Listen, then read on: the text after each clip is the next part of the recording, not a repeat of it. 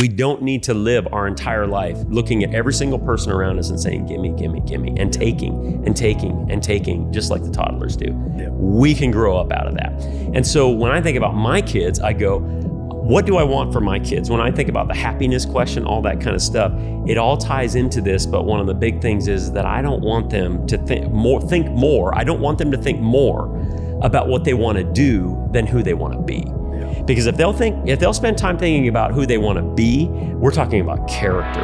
This is the Untamed Podcast, where only the few dare to go. We're building a community of adventurous high achievers who refuse to trade our dreams for comfortable mediocrity so that we can unleash our untamed potential. Could you be one of the untamed few? Now, your untamed hosts, Marc Lucas and Joel Fritz. Well, we've got 4 things that every parent needs to know in order to raise a great adult. That's it. Drop the mic. We're going home. Just leave them in that tension. Are you ready for the 4? Well, we're going to reveal them a little bit at a time, throughout right? the podcast. Yeah, that's right. So you're going to have to stick with us. But if you can make it to the end of the podcast, we've got 4 gold nuggets, compliments of Marc Lucas. Oh, they're all me? Well, no, it's a combined effort. It's a combined effort. It's a combined effort. I just felt like it was really booming, almost like I was standing in a boxing room saying, Marc Lucas. I like it. You do have a lot of gain in your voice, so we've established Thank you very this. much. I think at the end of the day, I think we have to know as dads, this conversation is really geared towards dads. Yes, or uncles, or anybody that has influence on a kid, because we don't want to isolate anybody, and we want you to hear this because parents. You got it. Yeah. Individuals that have influence on kids. Absolutely. Okay. You could be a coach. True. Extremely true. Extremely true. So God's given you influence over a young adult.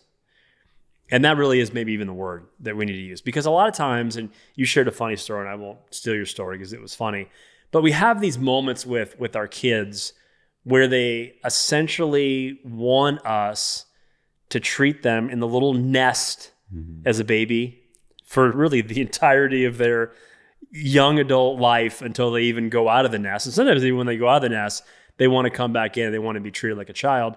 And yet we're not raising children. Right. The reality is that nobody listening, we're not raising children. You don't have a desire.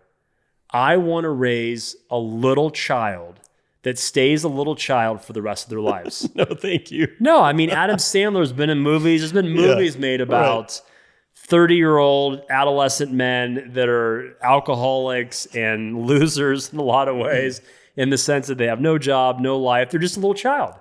So this is not Billy Madison. Like, we don't want a bunch of Billy Madisons running around. So if the truth is that we're aiming at and we're focused on raising young adults that contribute, young adults that are not entitled, young adults that understand the importance of and the value of hard work, young adults that have responsibilities and they understand what responsibilities are.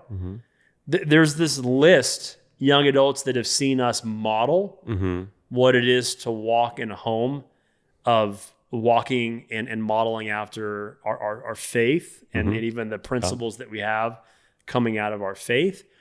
These are the bedrocks and the things that really are so important. And there's a lot of the 4 in there, obviously, but these are the things that we want. So if that's what we're aiming at, we have to stop. And I'm guilty of this as well. We have to stop treating our children, grandchildren, people that we have influence over. We have to stop treating them like little children. Right. And there's got to be maybe a paradigm shift. There's got to be an intentionality, a mind shift to be able to have more intentionality and focus. Yeah. So I think what might help illustrate this too is I have a little story. A long time ago, we would actually go out and interact with people. And while I was a pastor, and it was kind of a fun thing. The whole point was we would go out and interact with people to kind of get a pulse on what are people dealing with, what issues are they facing, et cetera. So I was like, well, how do you even approach somebody that you don't know and start a conversation with a complete stranger. And it's hard to do. It's very uncomfortable. It's actually a skill that we have to develop, especially in sales, or if we're going to want to succeed in any area, interaction with other people, we have to be able to approach strangers. So I came up with this little thing where I'd go up to people and I'd say, hey, excuse me, I just want to ask you a quick question. We're kind of trying to understand, we're pastors, are trying to understand the neighborhood that we pastor in, et cetera. Could I ask you a question? And typically they'd say, okay, yeah, ask me a question. I'm like, it'll be quick, I promise. And I would say, what is it that you want more than anything else for your kid? And they'd be like, I just want her to be happy. That's right. Happy. I just want my kid to be happy. It's almost like anybody that you would ask, they all have the same answer. That in and of itself, Mark, is a little bit weird. Yeah. Right? But when you are asking people and you actually put it into practice and hear them one after another say, I want my kid to be happy. Yeah. Well, I came up with a follow-up question. Really? I have kids too. I can relate, etc. I want my kids to be happy too. What does happiness look like for your kids? Crickets. Chirp, chirp, chirp, chirp. Deer in a headlight. And they're like, why can't anybody? Most people can't. Why can't we answer that? Why don't we take the time? If that's our answer, we want our kids to be happy. I mean, overlay that onto our own lives. Yeah. I want to be happy. What's happy look like? I mean, I don't know, but I want it. But I don't know, but I want it. It's ethereal. I'm chasing it in the air. Yes. Right? So in many ways, much of what we talk about is we're talking, hey, address whether or not your definition of success is leading you where you want to go, right? Mm-hmm. We talk about those sorts of things. Well, let's apply it to our children. If that's what we all want, we want our kids to be happy. What does happy look like? Right. And so we're talking about that particular thing in this podcast about our kids, and we have 4 things that we think are going to contribute to that. And so Mark brought up something that I thought was really good, and he's talking about instant gratification. Mm-hmm. And we are in the instant gratification culture. But number one, if we must teach our kids to delayed gratification. So we must teach our kids delayed gratification if we want our kids to grow up to be healthy adults. Yeah, even statistically, there's been some research that's been done recently that says at the greatest detriment to us developing kids to be happy, developing kids to be thriving, developing kids to be launched and be successful as they launch out of the nest. The thing that is the greatest detriment is the instant gratification society, but even individually within the kids that we have in our home. This mindset of entitlement, but this mindset of, I want it now. Right. I need it now. I want it now. I must have it now. I've been wired and programmed in the phone and the swiping and the tapping and all that happens in this microwave instant generation. Everything is now. I want it now. I want it now. I want it now. And we've got to press against that. We've got to fight against that. And we've got to teach our kids, even in, let's just take one example in the conversation of money. So when it comes to understanding the process of saving, the process of delayed gratification, right, the process of, at the end of the day, I need to model and teach our kids that when you want something, you don't just go on Amazon and click the button and get whatever you want. Or you just don't go on the TikTok shop and click whatever you want, whenever you want, and grab anything you like. Because what does that do in the detriment of not understanding the value of money, the detriment of not understanding the ability to be responsible and save? It just destroys delayed gratification. There is just an epidemic, I would even use that word, within culture that is feeding instant gratification. Right. And we've got to really teach our kids. Money's one example, but in a myriad of ways. Right. What does delayed gratification? We need to model this. It starts with us. But what does delayed gratification really look like? Yeah. And how do we model that and walk that out for our children to see? And one of my favorite things to point out right here is the fact that we're talking to people who are successful and have been, obviously kind of climbed the ladder or been in some situation where they've received the reward for their delayed gratification, right? They've had to put in the hours, they've had to put in the work, and then they get the reward later. But what's so fascinating is that then our tendency is, as we go, wow, since I earned the reward, I immediately want to give it to my kids.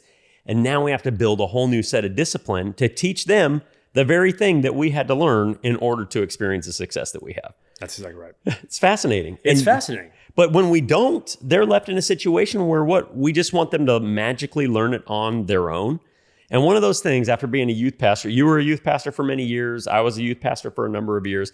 And one of the most fascinating things is that it seems to me like parents, if we just go into coast mode, into neutral, right? And we don't really engage or really process through what we want for our kids, then we will put them in a situation where we will not teach them for some reason what we actually want them to do. We will just go ahead and pander or cater to whatever it is that they want at any time. And I don't know why we do that. Yeah. It's like we got that reward and we were so desperate to give it to them that we just give them whatever they want whenever they want it. And it just doesn't make sense to me. Why are we compelled to do that, Mark? But we do it. We do it. Well, I think at the end of the day, I mean, just one point that you just made, but I'll just say it in the way that really has been helpful for me. Any and all great things that you've achieved in any of our lives have required work and sacrifice. Yep. Nothing that is great that we've achieved has been through instant gratification. Nothing. So everything that is good, everything that is successful in your life and my life and all of our lives has been delayed gratification. And then secondly, to be able to kind of continue this conversation, we have to really think through is we want our kids to be happy. We want, to some degree, probably large degrees, to be pleasers that make our kids happy. Mm-hmm.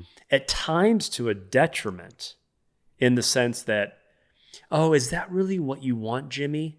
Yeah, just go ahead and click. Is that really what you want? I'm just making up names. Sally, just go ahead and just go ahead. I'm just going to get that for you. If that's going to make you happy, perfect. Mm-hmm. Let's go ahead and let's just get that. Of course. It's not in the budget. There's no real delay gratification. But in this very, very temporary instant gratification mindset, you want it now? Sure. I want to make you happy. I want to please you. Let's just go ahead. And it's very easy to fall into that mindset. Of course. It's very easy to fall in that mindset. We have to understand, and I'll even go on one layer from there and say this. Yes, we all want happiness, and that's not a bad thing. Yes, we have to begin to define what happiness is. That's a hard thing, but a good thing. Mm-hmm.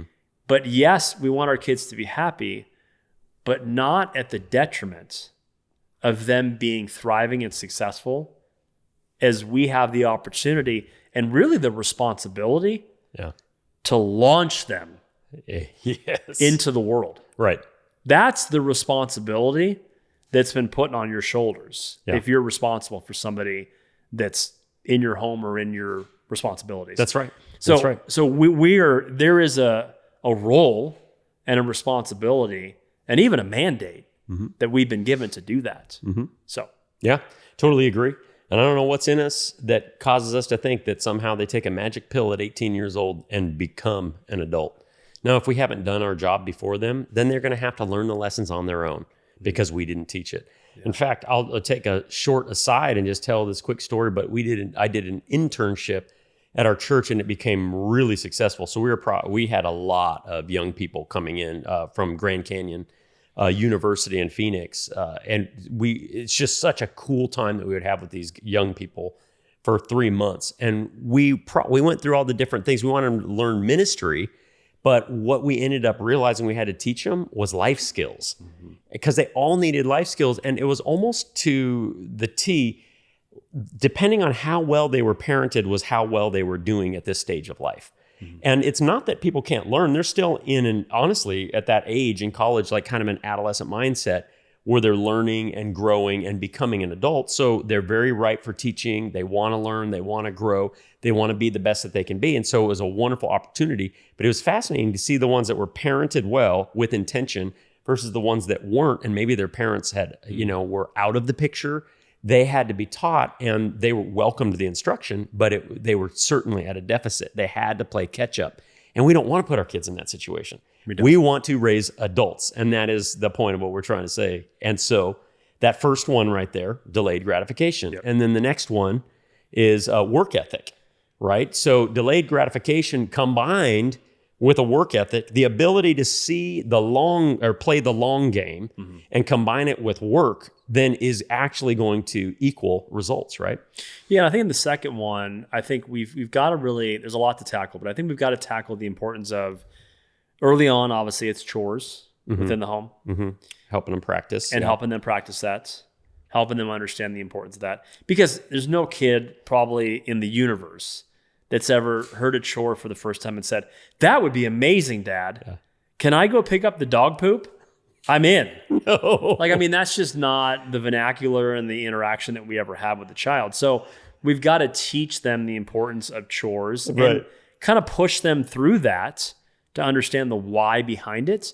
And the other part of that as they mature and they grow is to understand the ability to work and the importance of getting a job and the importance of saving and the importance of understanding that, hey, generosity is a good thing. Hey, saving is a good thing. Hey, giving 10% to what you decide to give 10% to is a great thing.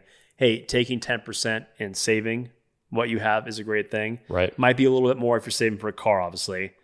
But then now, just so you know, to live on the 80% after you've given 10 and saved 10, this is about what your paycheck for all your bills, for all the expenses. And we begin to kind of process through, like even for my daughter right now, my oldest, she, again, instant gratification, even though she's thought about it for a little while, but this just happened actually 2 nights ago on the couch. My wife and I are on the couch with her and we love Survivor, we're watching Survivor. And she got a text from her good friend back in Arizona. And the friend said, I've got a place for you. You can stay with us July 4th in Newport Beach, California. And all of a sudden, that's nice. Everything, instant gratification, everything was about, oh my gosh, I love Newport. I haven't seen her in a little bit. She goes to ASU, Arizona State University. I go to U of A. She's just like building it up into her head. Like she just, and I am so guilty of this as well. Like when I want something, I want it. Yes. I tell you what I want, what I really, really want. I mean, it's like, I want it. Like she wanted it. And we began to kind of process this conversation with her, my wife and I. And she ended up, and we are going to allow her to go on that trip. But as we're booking the tickets, and as we asked her before we booked the tickets, okay, to get the best fare that we possibly could from Atlanta into San Diego, or actually LA, we said, I want you right now to pull up on your phone. You've been now working as a hostess over the course of the last almost 2 weeks. Look at your total paycheck right now. That's exactly what's being absorbed for one plane ticket. In the real world, this trip would never happen. Because if you're going to live on the 80% and you have a rent, food, car insurance, gas, all the things, okay, there's no way your whole paycheck's going for a luxury trip July 4th to the beach, even though it sounds amazing. So it's just, we have to lean in to the hard moments, these hard conversations, to be able to teach our kids the importance of being able to understand, like, you're going to want to be entitled. We're all going to want to be entitled. That's natural. That's easy. Natural. That is, you don't have to work at that. That's just going to happen. But how you fight and cut against the entitlement is understanding the importance of chores and working. That's going to help you understand that you're not entitled to everything, because now you just had to spend your entire paycheck to be able to go and travel. So if we always give our kids everything that they want, are we giving them a gift, or are we stealing the gift of them earning something from them?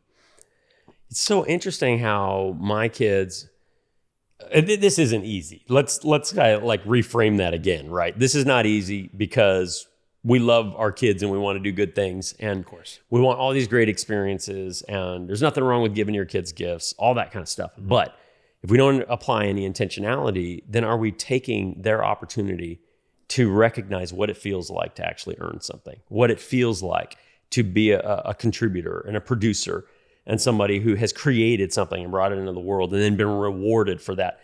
It's not easy to want to do that with our kids, but when you do it, it's fascinating to see kind of the delight on their faces. Now, some personality types, they couldn't care one way or another, especially when they're younger. But to see my older girls start to earn a few bucks and then be like, I'm going to spend it on whatever I want. And then they don't. What's also fun is that they don't have the other responsibilities you're talking about. Yeah. Like you said, look, you worked for 2 weeks and that's the price of a plane ticket. You couldn't live and go on the trip. Right. But I'm just thinking of my girls. My one girl, Sophia, started a nail business and she's actually painting, like, she's artistic. It's unbelievable what she can do. So she's really, really good. Couch. It's a real deal. And she's posting on Instagram right now. And it's really neat what she's doing. But she's earned a few bucks doing that and babysitting. And she's going out. And so what does she want to buy? She wants to buy designer purses. So she's looking at purses. And I'm like, is that really what you want to buy? But that's that feeling. Like she's only 14. She's about to turn 15 in a few days. And it's just so neat to see her excited, like she's earning something, and then she has the money to actually go and buy it. So, yeah, teaching them that work ethic is an important thing. Well, and again, as we kind of lean into that third one, you said it there towards the end, which is good. Just this kind of consumer versus contributor mindset. Got it. So let's lean into that one. This is the third one. Yeah, absolutely. Of the four. Let's lean into that. I mean, these are all connected, and there's pieces that are connected and overlapping in all of them. But I think at the end of the day, I mean, it's an acronym that I've talked a lot about, and I even had a conversation just recently, a couple of days ago, with a guy that is very, very successful, and he's a professional hockey player. And there was an article that was just written in the NHL where their NHL coach just won the Coach of the Year. Great. And he talked about the culture that he is creating within the locker room, and the cohesiveness and connection that these men have with one another. And the article went on to say that there was one individual, which actually is the goalie of the team, that is leading these chapels. And one of the things that it said specifically in the article, that the goaltender is leading a chapel, and in the chapel, it's really talking about the importance of contributing to others. And I shared with him the acronym that we've talked about here on the podcast that means a lot to me is family. Forget about me, I love you. Yeah. And I think when we truly have a mindset and we're modeling for our kids and displaying this, not just with our lip service, but with our actions, what it looks like to forget about me. I love that organization. I love that individual. I have an opportunity to live for something bigger than myself by contributing to somebody else. When we talk about happiness and where this conversation started, there's maybe nothing greater in the world that cultivates more lasting, deep, inside-out happiness than we start living for other people and serving other people with our time, with the ability we have in our gifts, the ability we have with the things that we're gifted and good at. When we start serving others and we have this others mindset, there is so much joy and happiness that fills us. And for us to be able to pour into our kids and model that for them is maybe one of the greatest things that we can do as dads and those that have influence as grandparents and coaches over those that they can influence. It's unbelievable. And I sent him an article on family and the profound impact of what a culture of a team, a culture of a family, a culture of an organization, a culture of any entity that's built on things like family, what that does in the ethos and how thriving and how flourishing that organization is, that family is, that individual is, that company is. It's asinine. It's unbelievable to see the lifeblood that it gives and the purpose and the meaning that it gives a company. When we talk a lot about purpose flow, I mean, this is at the very center of the 5 untamings. At the end, the last untaming, it is purpose flow. It's the ability for us to contribute to others for the benefit of that person, not even ourselves. Right. The benefit of that person.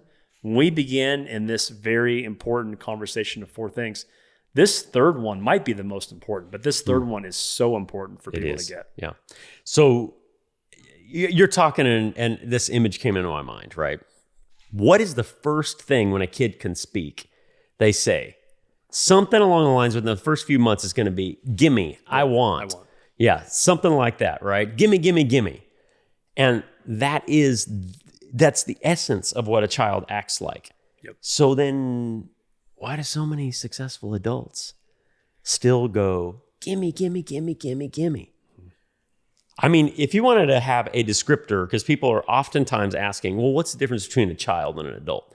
Well, couldn't that be one of the most simplistic ways to say a person is grown up? Is that they are committing themselves to contribution, not just consuming what other people are giving to them or looking and saying, gimme, gimme, gimme.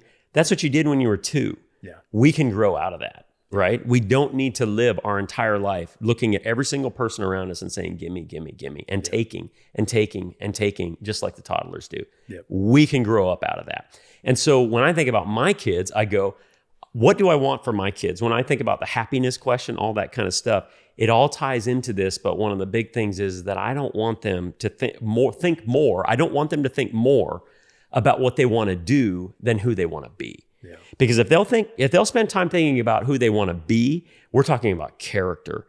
Because then they will be contributors. And when they're contributors, you know what? I hope that my kids, they will stand up for injustice. They will stand up when they see somebody picking on someone in the halls, that I will praise them for that because their character came forth, that they would have courage to be able to interact in society in that way, that they would not hold back generosity, but that they would actually give out of their pocket to somebody in need and look for those needs and contribute in there. And like you said earlier, to actually earmark. I mean, I'm talking about plan to give away money.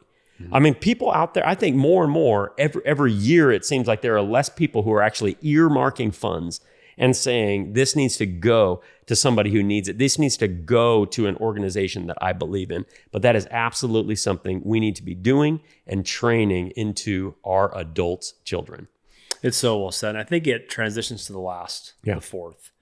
So I think at the end of the day, the last one is as we model, okay, because true leadership, it's not really necessarily taught, it's caught. Mm-hmm. So what are they catching when they see us in the way that we walk out the day to day? Yeah. And I think when we look at true leadership and true growth from the inside out, kind of that inside out happiness that's formed inside of us as it's forming the character, as it's forming their integrity, as it's forming their generosity, as it's forming all those things, it's forming the ability they have to contribute to others. When we think about this last one is understanding that there is a baseline worldview that you and I unapologetically have. And if you're not in this worldview, that's okay.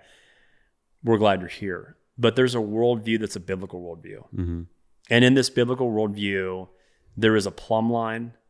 There are specific standards that we've been given in the way that God really has entrusted us and given us responsibility, and the way that we love and lead our kids and those that have been entrusted to us well. And we model that not subjectively based on what we think is right or what we think is the plumb line, but we have a true North Star or a moral compass that gives us specific laws because of the love that he has for us, God's love for us, Right. to be able to model and to be able to teach and train and walk out with great integrity those to our children. Yeah. Yeah. And a big word that I like with that you just introduced is inviting them to participate. Right. So we're modeling and we're active in front of them, and then we invite them into the participation, because that's a relational thing. The interaction in the spiritual world, teaching our kids how that they are spiritual beings and that they can interact with the spiritual. They can interact with their creator. There's a whole world out there that is a critical part of who they are and that they need to tap into that, man, that's huge. That is so big. So we have to figure out ways to invite them. And they will go kicking and screaming. It is fascinating. I mean, try and sit down at your dinner table and have a conversation about spiritual things. It's not easy. Try and introduce spiritual things, but we have to do it consistently, little bit by little bit by little bit, so that when they become adults, when they reach that 18 years old, or when they leave the house, or they are in college and they're wrapping up college, that they have been prepared, right? That we haven't just left them to try and figure things out at that point, but we have been teaching them the entire time. It's so good. I would just say the final thing as we walk through the 4, act upon a step today. Yeah. Think through the 4. What is the step today, this week, that really you're being led to act upon? We would encourage you, obviously, to think through and act upon all 4. Mm-hmm. But what is the most important one right now, the 4? Take a baby step. Take a step forward. And whatever that might be, whatever that action step is for you, as bright as you are, as intellectual as you are, as sober-minded as you are, be able to take that step and take one step this week, wherever you might be listening to this conversation. Just know that there's an opportunity for all of us to be in motion and take a step of action. And it's a beautiful step that we promise you, as we don't raise children, we deeply desire to raise young adults that will flourish and thrive and be happy and contributors. That's right. In the world that we have today. That's right. Well, let me leave you with a one last little courage pill then. Something fun. The other day, my daughter Lily, she's amazing, my oldest. I truly love her. And I admire her. I don't just love her, I admire her. And that's a cool thing to say about your kid. But she's getting a little older. 16 years old, and she was mad about something. I don't even remember what it was. And she came up to me and she said, "Dad, I'm going to go get emancipation papers." Hey, like, bring it. Yeah. Where'd you hear that? You know, like you're thinking, what is this all about? TikTok, maybe, yeah. And I looked, so I'm like, okay, this is good stuff. I looked right at her, dead in the eye, and I said, "Go get those papers, baby, and tell me where to sign." And I said, because I ain't raising kids. I'm raising adults. Yeah. And apparently you're ready. And you know what? I agree. I said, you are an amazing woman. Like, you are ready for this. You're ready for life. If now's the time, do it. Let's go. Because I know we've prepared you well. Because we ain't raising kids. We're raising adults. So good. I love it. Love it. What her response, like, that's the story, but it was awesome because she looked at me and she's like, no, I want to stay in. I recant everything I said. I recant. So, yeah. So good. Good stuff. Well, I encourage you guys. Yeah, take a step. Great way to end it. Take a step, whatever that step might be in the 4, and really be diligent. That's right. Take the step. Yep. Don't just hear the conversation that we're having with you right now. What is your step? Take a step. And we're looking forward to meeting some cool adults. Yeah. Love it. All right.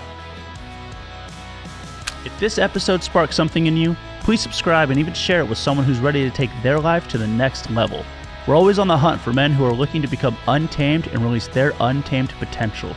Also, if you found value in this conversation, then please rate the podcast and leave a comment. It makes a huge impact in building our community. We'll see you next time when the adventure continues, or maybe when yours begins.